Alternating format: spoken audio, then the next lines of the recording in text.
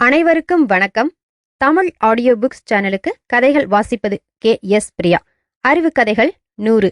கதை 87. கரை ஏறுதல். ஒரு தவசி சாலையோரமாக போய்க் கொண்டிருந்தார். வழியில் ஒரு குளம் இருந்தது. அப்போது அங்கே ஒருவன் தூண்டில் முள்ளிலே புழுவை மாட்டி குளத்திலே மீன் பிடிப்பதற்காக இறங்கிக் கொண்டிருந்தான். குளத்தின் ஓரத்திலிருந்து இதை கவனித்துக் கொண்டிருந்த தவசி அவன் மேல் இரக்கம் கொண்டு மிகவும் உளம் விரும்பி, "தம்பி, நீ எப்போது கரையேறப் போகிறாய்?" என்று அவனை பார்த்து கேட்டார். அவனோ உடனே பதில் சொன்னான், "என் பரி நிரம்பினால் கரையேறுவேன்" என்று.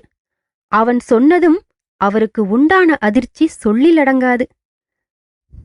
இந்த சின்ன கதை உங்களுக்கு ரொம்ப பிடிச்சிருக்கும்.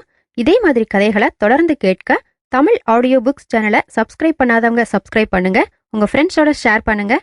அடுத்த கதையில் சந்திக்கிறேன். நன்றி.